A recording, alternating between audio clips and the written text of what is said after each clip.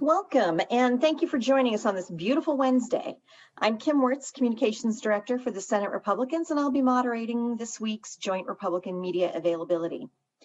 Today we have with us Senate Republican Leader John Braun from the 20th Legislative District, Senator Mike Padden from the 4th Legislative District. He is the ranking Republican on the Senate Law and Justice Committee. We have Senator Linda Wilson of the 17th Legislative District, and she's the ranking Republican on the Senate Ways and Means Committee. We also have House Republican Leader Representative J.T. Wilcox from the 2nd Legislative District and Representative Andrew Barkis, also from the 2nd Legislative District. Representative Barkis is the ranking Republican on the House Transportation Committee. And we also have Representative Drew Stokesbury from the 31st Legislative District. Representative Stokesbury is the ranking Republican on the House Appropriations Committee. Senator Braun, would you like to begin with some opening remarks? Yes, thank you, Kim. So welcome to everybody that could be on today. We appreciate you showing up. Look forward to lots of good discussion. I'm going to be relatively brief because we have a lot of folks on today and I want to give everybody a chance to speak. Just highlight, kind of what's going on. No surprises. This is budget week or budget time of the session. The Senate operating budget came out of Ways and Means. The Senate Democratic budget came out of Ways and Means on Monday. And I think our understanding is they're going to bring it to the floor for a vote on Thursday. Key takeaways, it's enormous. 13% growth over last biennium. That spends all the rainy day fund in spite of $10 billion in new money in the last few weeks. And it relies on new taxes in a situation where we have enormous amounts of new revenue, both from our economy that's rebounding nicely and from the federal stimulus.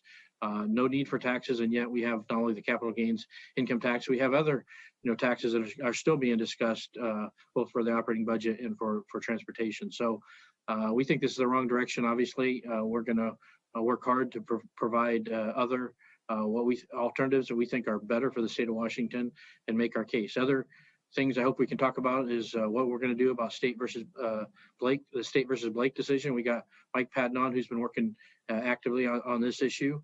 And how do we get after getting more of our citizens vaccinations in a timely and effective manner? We worked through the phased program for a while now, and I get why we wanted that to start with, but it's making less and less sense as we get to a higher percentage of those phases filled up and more people not being eligible when vaccines are available. So I'll end right there because I know there's lots of questions, or I hope there's lots of questions out there, and turn it over to Representative Wilcox.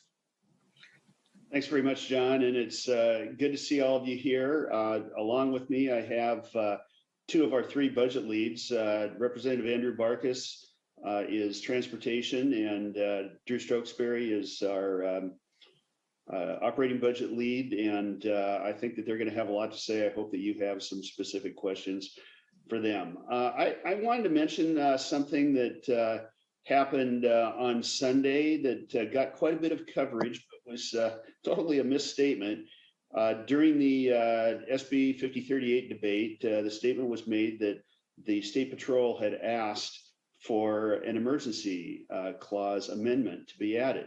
That didn't seem quite right to me. I had our chief of staff check in with the State Patrol, and no, they took no position at all on the bill or on the amendment. And because that particular amendment and its apparent endorsement by the State Patrol got quite a bit of notice in the news, I wanted to make sure that people understood that that was not the case. I think the Washington State Wire tracked the whole thing down and published a story a few hours ago, and they, I think, know a lot more about the background than I do, but I'd suggest that that'd be worth a look. And I'd just like to join John in asking that one more time we look at where we're going with vaccines and perhaps step up the pace for younger people, because that's where the spread is happening right now. We've done, I think, a pretty good job in this state in protecting the most vulnerable. And now it is time to let everybody else have a crack at that vaccine and see if we can stop the spread. Thanks, everybody. And it looks like Austin Jenkins is the first one to have a question. Austin, do you want to go ahead?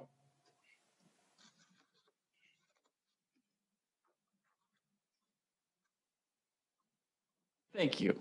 As a radio guy, I have like 3 buttons I have to hit to ask you a question.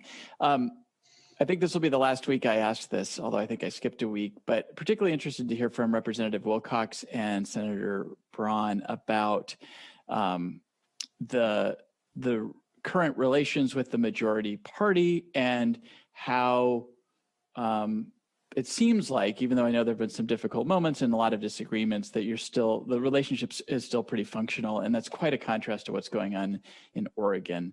Senator Braun, I know you spoke to this a little bit last week. I don't know if your answer has changed since then, but I am kind of interested in the tale of 2 states and what might be different here versus there. And kind of how you're approaching this as leaders of the minority party caucuses. Austin, thank you for the question. I'll be happy to jump in on that. And no, my position really hasn't changed from last week. I think we're in good shape. And I don't know what's going on exactly in Oregon. I can't say what they're doing right or wrong. And I certainly don't think we're doing everything right, but I think we are doing some things right. We have, and I can speak for our caucus, and I believe the same, or at least I hope the same from the Senate Democrats, is that we're consciously trying to be respectful and courteous, kind, but yet clear that just because we are all those things, or we're trying to be all those things, doesn't mean we agree, that we have an obligation to our constituents to express their views on many varied topics, and recognize that we may have significantly different worldviews than some of our colleagues on the other side of the aisle. Nonetheless, we all want the best thing for the state of Washington. And we know, as we see at the national level, that it's not just going to happen automatically, that we all just show up and work together to get a better answer, that we really do have tough issues with many different answers that we got to sort through, and that we have to be conscious about trying to find a way to do it civilly and respectfully. So that's a long way of saying I think we're in pretty good shape. I think it's happening because folks on both sides of the aisle are trying to go out of their way to make that happen. And I think the one thing, if we could do better, if I had to make a one suggestion, is we could get back to being in person, because I think all this is much easier when you're side by side and you got to live close to each other and explain, and it forces you it reinforces all those things I described, where it's easy to send off that snarky message when you're hiding behind a firewall. It's not so easy, and it's inappropriate to do it in person. So that's a place I still think we can get better. And actually, that's a place we don't agree with the other side. So we'll keep pushing in hopefully a respectful way that we get back to that place. And otherwise, we'll try to do our best with what we have in front of us. Thank you. Well, you asked both of us, I guess, and so I'll share my thought. At this level, I don't think you can just let a relationship happen. You have to consciously understand, as part of your responsibility, to have professional relationships. And if you could have warm personal relationships, that's good too. But there's a lot of forces in our state and in our country that try to rip people apart. And I would say I feel like it's one of the jobs of many of us in leadership to try to model that you can vigorously disagree on things that are pretty fundamental, but you understand that doesn't mean that you have to burn all the good things down. We have a society and a form of government that were handed down to us by our parents, our grandparents, the founders, millions of people that have worked hard to create state of Washington and the United States. And we cannot let that be torn apart just because it's easy to indulge in bitterness and personal conflict. We also have a job to do every day, and that requires efficient communication. And I think some of the worst things that happen in Olympia arise because people are reluctant to talk to each other. And we would be irresponsible in our jobs if we didn't keep in mind the fact that without efficient communication, which works best when you have a friendly relationship, we're not serving our constituents. And I think we've got a lot of members that feel exactly the same. Austin, do you have a follow-up? Just briefly on the budget question and maybe following up on Senator Braun's comments, is it I know your budget's on both sides propose to spend more than the current budget. Are you saying that yes, spend more, but the amount of additional spending that the Democrats are proposing is too much? Or is the issue more around the priorities? I wanted to make sure that I was clear about whether you think the spending levels are appropriate or not. Yeah, that's exactly what we're saying. We think the spending levels, certainly in the Senate Democratic budget, is just too much. I mean, with all the new money, there are places we certainly should invest in our state, but they should be focused and limited. And with all the, in particular, the federal money, they should be one time and don't create a bow wave. So I would say we disagree with some of the items, certainly, but broadly, we just disagree on the amount. And I'd say a similar situation is happening over on the House side. Was pleased that some of the biggest priority items that were funded in the House Republican budget, and I think most, if not all, were in the Senate Republican budget, were reflected in the House Democrat budget. Last year, House Republicans were the first caucus, I think, ever to propose funding the working families tax credit, and that's now been in both minority proposals this year and then both majority proposals. So that looks to be funded for the first time in state history, and I think Republicans were the ones that made it happen.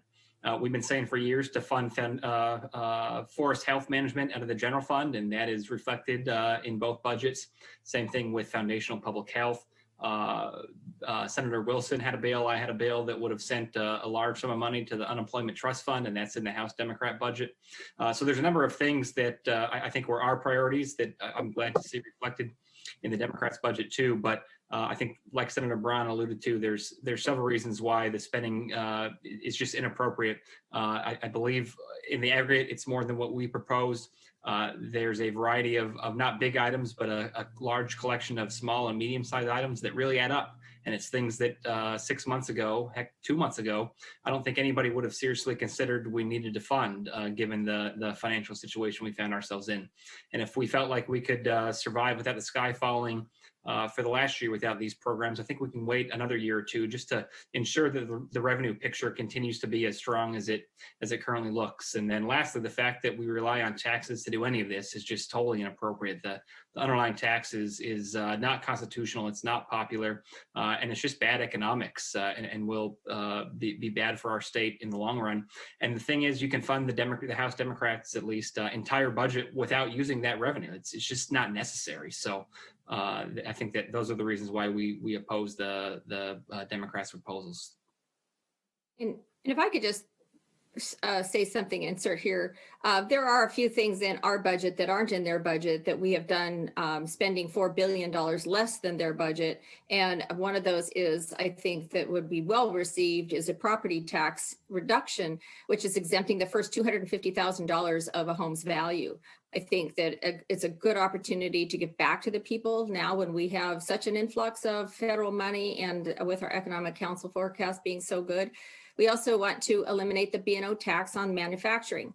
We still have that. That would be an excellent idea to do. We've lost over 70,000 jobs over the course of the last 20 years. And they pay very good family wage jobs. So we would like to encourage that, plus keep Boeing, entice them to stay and entice other manufacturers to come in, and with the elimination of the B&O tax. As well, we have the transportation. We'd really like to change the way the funding is done.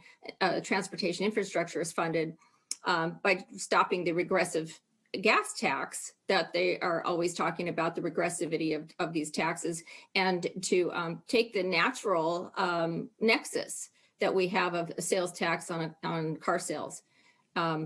And then certainly we would not, in our budget, we would not deplete the rainy day fund, which they have still done on top of raising taxes. And so, and not only are we looking at the capital gains tax, but we are looking at the wealth tax is now, I think what I've heard is coming out of appropriation or House Finance today. So that bill is moving as well. And we just don't need those taxes today or for a while. Okay, the next person in line is Hannah Scott from Cairo Radio, and I received a message that Hannah is having some technical difficulties, so I'll ask her questions. Her first one is, any thoughts on the $250,000 in the Senate transportation budget for the study on car tab payment plan options? Representative Barkus? Uh, Thank you. In the Senate, because I wasn't in the House transportation budget. I know. There are so many studies, Hannah, it's hard to keep track. A lot of times when the policy just can't get to where it needs to be, we have a tendency to study it. I do know that we are going to be offering an amendment to the transportation budget. Representative Gaynor is working on one that looks at alternatives to traditional forms of funding for our revenue for the transportation budget. And when the opportunity arises, I'll tell you a little more about the budget, the way the House has put it together. But this amendment is to look at not only car tabs and fees, but also, as Senator Wilson mentioned, we have been proposing, I know Senator Braun had a version, Representative McEwen has a version of a bill that talks about taking the sales tax on vehicle sales that goes into the general budget, and swapping that into the transportation budget. Our ideas were to put that directly towards maintenance and preservation, which is a huge underfunded area in our transportation arena.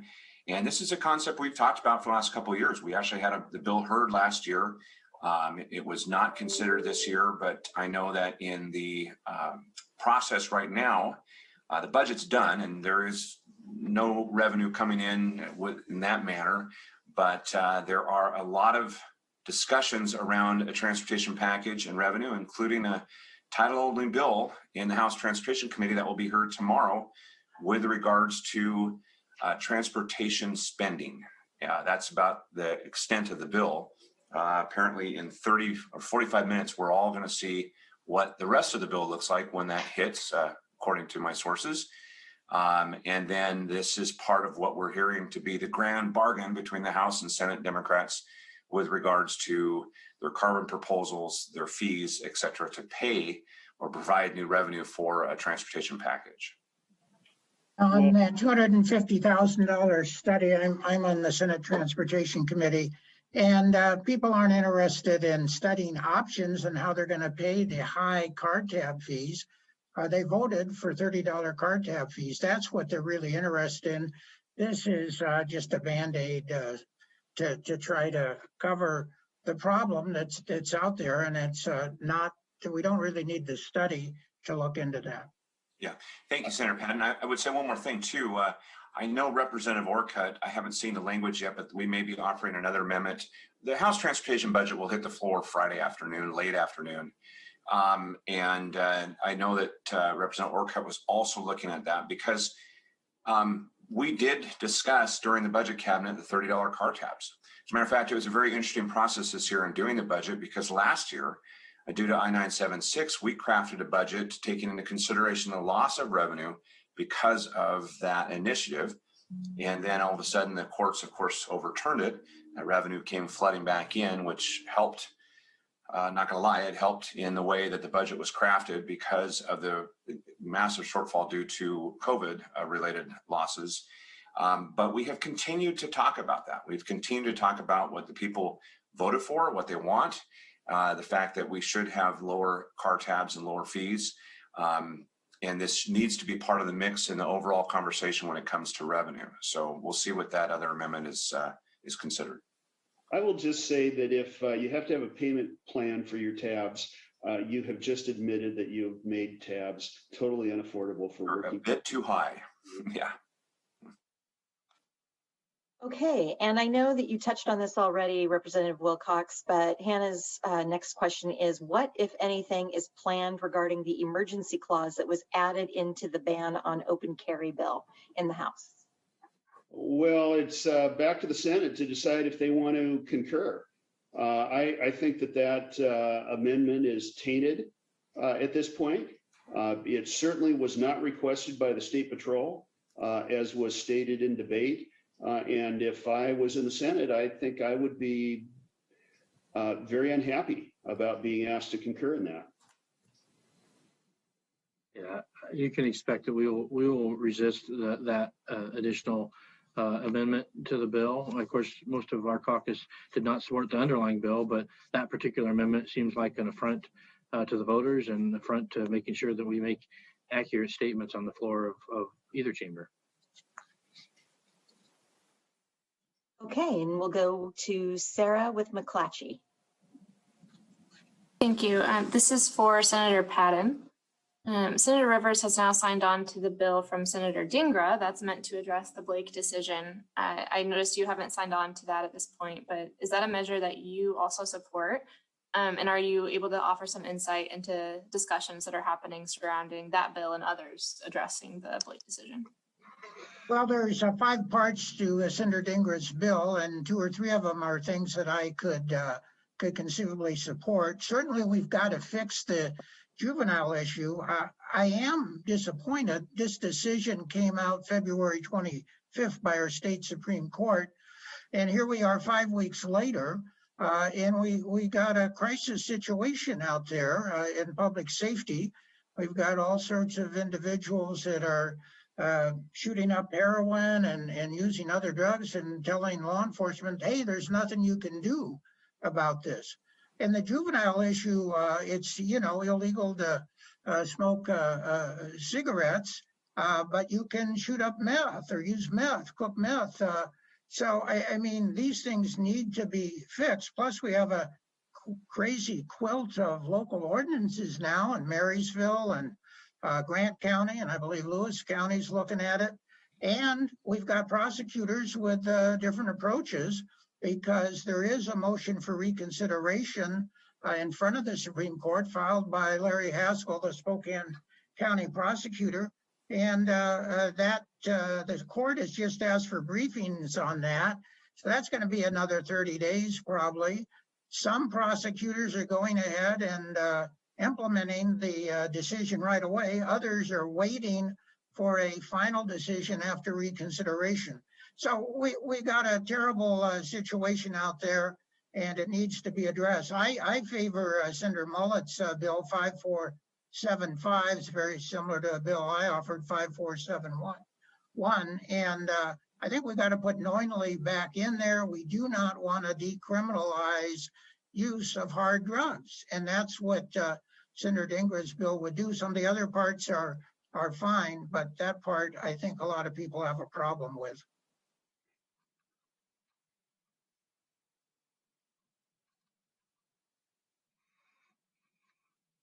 Sarah, did you have a follow-up question?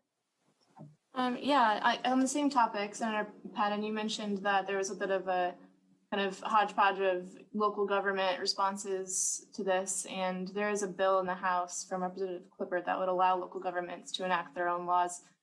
So it sounds like, is that something that you would support over in the Senate? Well, I think we need to address it on a statewide basis, but in the meantime, I sure don't blame local governments for trying to have some semblance of law and order and prevent decriminalization of felony drug use in their jurisdictions. So, but yeah, we do need a statewide solution. Okay, thank you. And next we'll go to Essex Porter from Cairo News. Yes, and a few things I have to click as well as a television reporter to be sure I can ask a question. And I wanted to go back first to vaccines and want to hear from maybe a couple of you what you are hearing from constituents. Is there truly much contact from constituents to lawmakers, from constituents really anxious to see the vaccines limitations lifted? Are you hearing that from your constituents?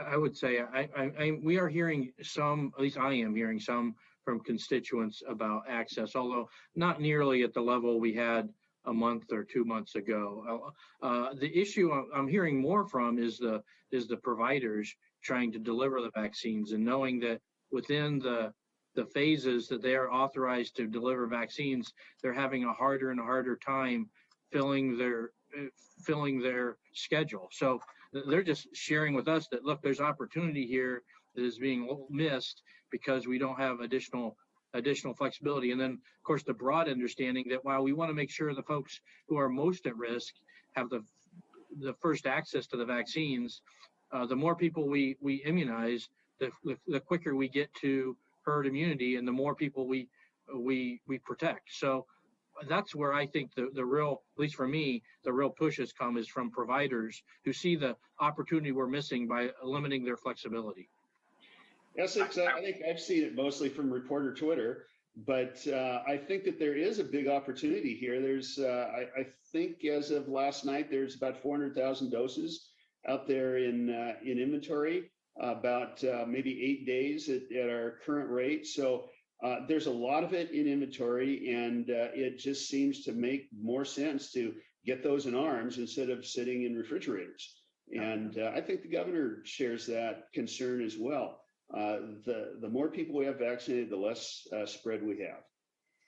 I would just add, Essex, I've heard from constituents, but I've also heard from people in healthcare who are administering. And to what Senator Braun said, it's interesting that they talk about the queues filling up, and then people get on the list and they're notified, but then they go out and they look elsewhere and they can maybe find it at Walmart or some other place. And so then they end up having, where there's 100 spots, maybe only 40 people show up for those 100 spots to receive the vaccination. And the feedback that I'm getting is that the current system and how it's been set up is confusing. It's problematic in a lot of ways in the delivery. And I think now with the amount of dosage that what Wilcox just said, that we're getting in a state that it should be opened up for a better accessibility. Yeah, my anecdotal sense is that a lot of the folks who've gotten it already are the high risk folks. And there's a number of other folks who don't feel like they're high risk, want it, don't want to cut in line in front of people who need it more. And at this point, it's, as Representative Barker said, a little bit confusing as to how much supply there is, whose turn it is. I think there's plenty of people that want it, but don't want to cut in line in front of somebody who needs it more. And as to what Senator Braun said, we're hearing from the providers who are saying, yeah, now it is time to move to the next level and open it up to everybody. And I think we should take into account their firsthand experience with implementing it and follow their direction. I mean, the hospitals want to solve this as much as anybody. So I would really trust their experience and their input at this point. Essex, did you have a follow-up question? Yes, and you may have answered this in earlier opportunities, but I just wondered if there's any response to this letter from other lawmakers to both Republican and Democratic leaders asking that the legislature end the state of emergency. Will anything be done in that direction? Is that something that really needs to be done? Well, I think Republicans are united in this, that you've heard us talk about this over and over and over. We have a three-branch government. It's in the Constitution for 140 years, almost 130 years, I guess. Washingtonians have expected that. And frankly, I am shocked and disappointed that the majority party, this is a place where we, I think, gravely differ, has not seen fit to defend the legislative branch by telling the governor it's time for the legislature to be in charge of these things, and it's time to end the emergency. Doesn't mean that he loses his emergency powers forever. If something bad happens, then we depend on the governor to do the things that are necessary. But the legislature should be making laws and legislating. And by the way, it's not just the governor now who has begun taking pretty major executive actions, even on issues where the legislature decided it absolutely didn't want to act. The latest declaration by the Office of the Insurance Commissioner is the best example of that. Yes, I could add one more thing to give you another example. We are in session. We're legislating. We should be doing what it is that we're doing. We are still under an eviction moratorium, which is part of the governor's emergency powers. I know I'm here to talk about transportation, but I've been lead on working on the housing to end that. Literally have spent the last 6 months prior to session, the last 3 months of session negotiating. We have a product, we have a vehicle, we have all of the legislation in place to do this. But the interesting hang up now is we can't get commitment to actually end the moratorium because these emergency powers are in place. They've been extended on the moratorium until June 30th, and we're saying if we as a legislature have done our work, which we've done in so many other arenas this year, then we should have definitive to be able to say this is over as of the date that it's to end. And now the feedback we're getting, but the governor still has his emergency powers, and we may still be in this crisis. So there's no definitive answer to an end date. And so yes, we think that we should be at that, and we should be doing what it is that we're doing. It's very frustrating to spend a tremendous amount of time in a bipartisan way to provide legislation and all the necessary things for the people of the state of Washington, but yet not have that certainty. Yeah, and we know other blue states have opened up. I mean, Connecticut's opened up, and the Democrat governor of Connecticut has indicated, hey, I'm going to have to work with the legislature. I don't mind doing that. I've done that before. Yet here we've gone on what, almost a year, a little over a year, with one person making all these decisions. The people are fed up with that. And speaking of blue states, Essex, I know there's been a lot of executive power reform bills, but you should check out House Bill 1557, which I think is the newest one by Representative McEwen. And I think speaks to the integrity of the changes made, and that there's several Democrat co-sponsors, including Mike Chapman, Democrat from the Olympic Peninsula, is the #2 co-sponsor. That bill does a couple things that I think are unique. It requires emergency declarations to be renewed every 60 days by the legislature. That's modeled after the approach taken in the deep purple state of Wisconsin. It allows the legislature to terminate on its own authority an emergency declaration. That's a power that the deep blue legislatures of California and New York have. And it takes the requirement that's already in Washington state law that requires out of session renewal by the four corners when it comes to suspension of statutes. It extends that same approach to other kinds of orders that prohibit behavior. So again, applying Washington's law that already exists just across a more consistent set of orders the governor can issue. So, takes into account several things that other states are doing successfully, including our state, just provides additional opportunities for other voices to be involved. None of the bill would allow Republicans veto power over anything Democrats have done. It would simply require the legislature to have a proactive role in these long-lasting emergencies that extend beyond 60 days. And I guess I'd like to weigh in. I also have a bill for emergency powers. And if you think about it, in 25 days, we're going to be out of session and nothing has been addressed on this issue. If you think even Idaho, who is a red state with a red government, and they are actually going and changing their laws because they want to have their legislature, even with the Republican governor, want to have a say in their legislation. I think that the disappointing thing here is that we haven't even had the ability to discuss it on the floor.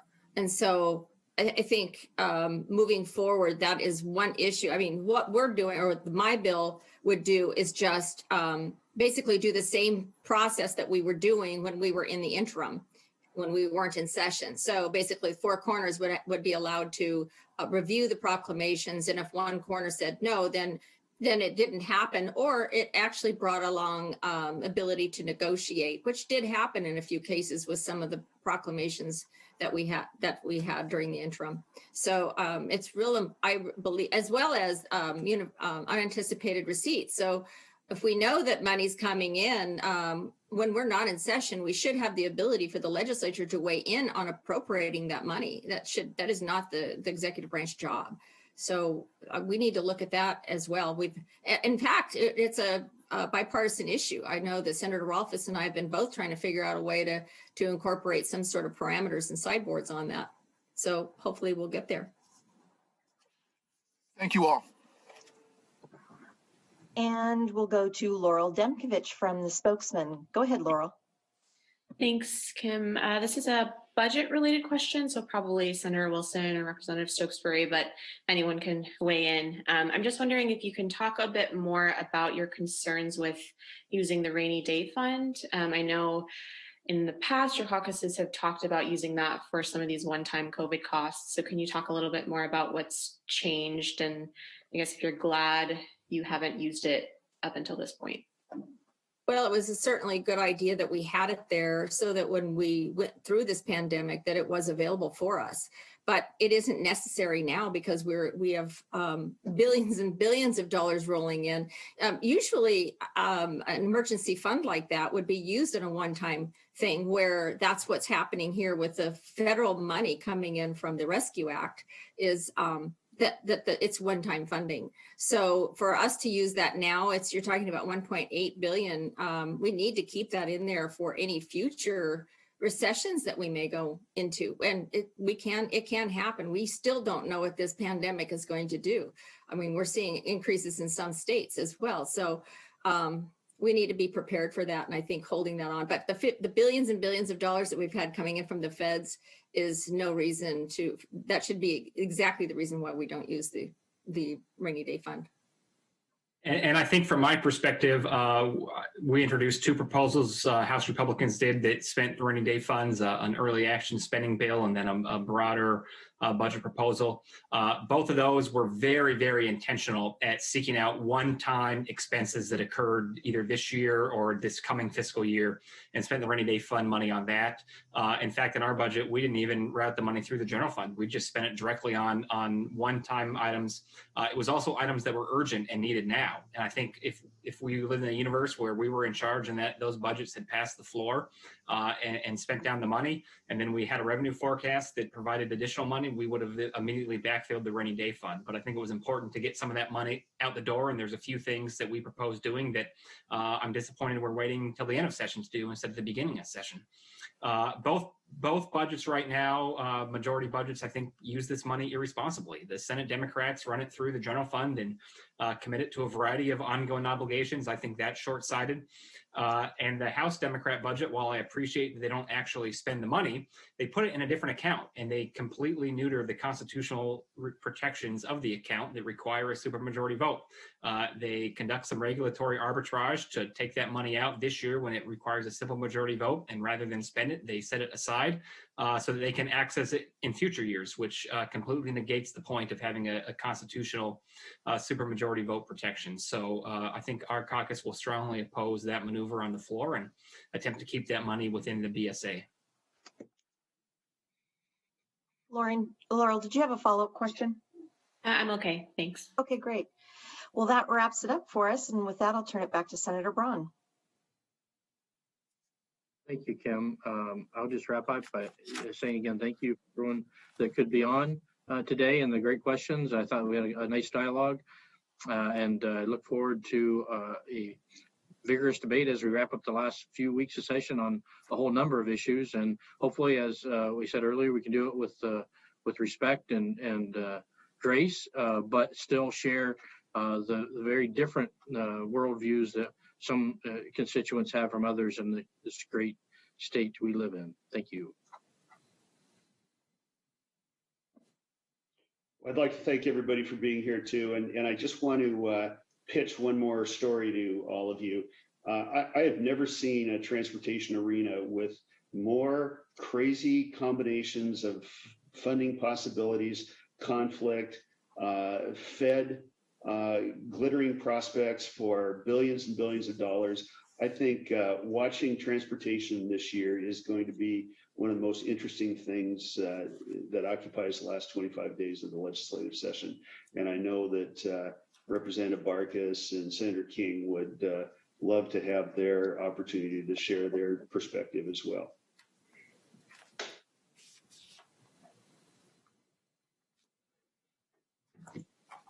Thank you, everyone. We'll see you next week.